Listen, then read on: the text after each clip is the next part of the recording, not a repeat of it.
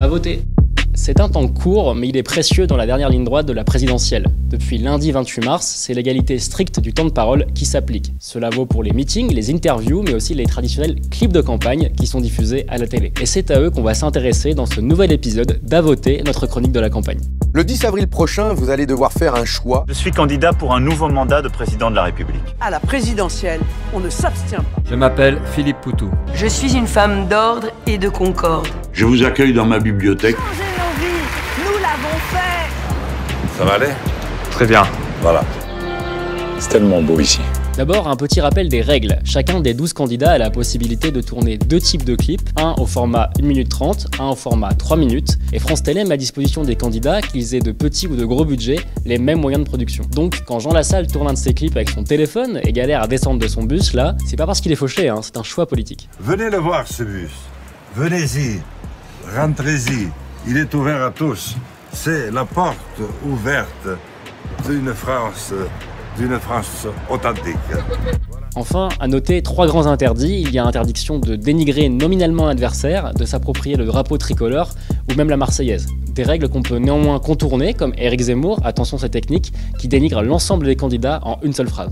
Dans l'isoloir, vous aurez le choix entre eux et moi.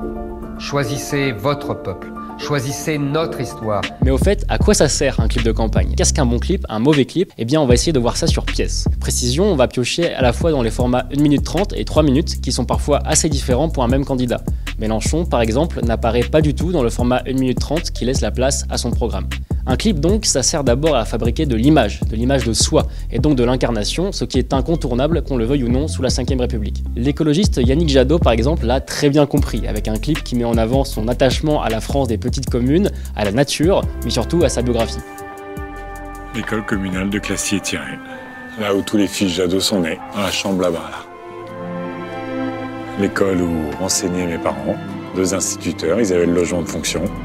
Fabien Roussel met lui en avant les punchlines qui ont donné du relief à sa campagne. La station-service est désormais le seul endroit au monde où c'est celui qui tient le pistolet qui se fait braquer.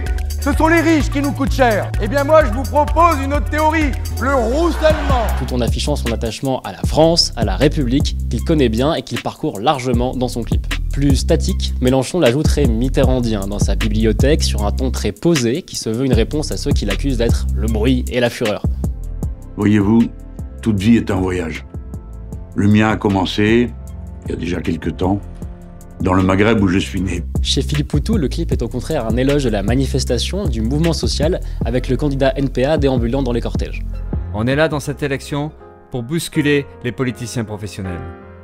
On est là dans cette élection pour essayer de faire entendre des idées et des voix qu'on entend trop peu.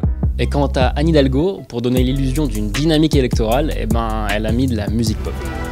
Dans ce moment, il nous faudra écarter les extrémistes, les haineux, les adeptes du bruit et de la fureur. Ensuite, un clip, c'est de la pub. C'est profiter du fameux temps de cerveau disponible de la télévision pour marteler un message. Éric Zemmour, par exemple, a opté pour une anaphore populiste, voire complotiste. Vous ne les croyez plus. Ils vous disent que les médias d'État disent la vérité et que les réseaux sociaux mentent. Ils vous disent que l'immigration est une chance. Ils vous disent tout et le contraire de tout et vous ne les croyez plus. Dans un autre registre, Nicolas Dupont-Aignan, connu pour ses positions anti-vax et qui grenouille gentiment dans la complosphère, tente la récupération du mouvement anti-mesures sanitaires. Je veux aussi une France de la liberté.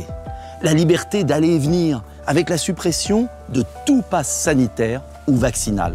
Emmanuel Macron s'appuie lui sur la crédibilité que lui accorde selon lui son bilan avec des images où tout est soleil, joie de vivre et croyance en l'avenir. Ce bilan, qui n'est que partiel, est notre œuvre collective, le fruit de la mobilisation de notre nation, de votre travail, de notre engagement collectif sans cesse renouvelé depuis 5 ans. Le message à destination des électeurs est le suivant: si tout s'est bien passé, autant continuer, non? Évidemment, ses adversaires ne sont pas d'accord et ont à cœur de déconstruire l'idée d'une élection qui serait jouée d'avance. Tout semble figé, inéluctable, comme si notre horizon était couvert, rabougri.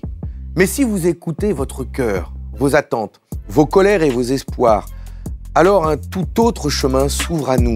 Valérie Pécresse, qui en a marre de se faire siphonner son électorat par le président sortant, attaque elle aussi d'entrer le quinquennat. Après ce quinquennat des renoncements, Je vous propose de reconstruire notre pays. Alors oui, c'est un choix étonnant de tourner le clip sur un fond bleu moche et avec le nez bouché par le Covid, mais bon, à part ça, elle empile les éléments de langage propres à la droite. Le monde dans lequel nous vivons est menaçant. Le préalable, c'est de restaurer l'autorité. La peur doit changer de camp.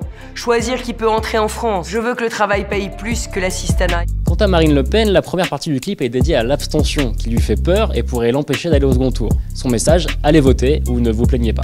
D'abord parce que si vous ne le faites pas, d'autres le feront et décideront donc pour vous. Il ne vous restera plus qu'à subir durant 5 ans, et parfois plus, des décisions politiques parfois très dommageables pour vous, décisions que vous auriez pu empêcher. Après, elle parle submersion migratoire, délinquance, fraude sociale, on est sympa, on vous l'épargne. Notons quand même au passage, parce qu'on est taquin, qu'elle a le même fond bleu que Valérie Pécresse. En parlant de fond, c'est finalement Jean Lassalle qui a été le plus original dans son autre clip, pas celui au téléphone.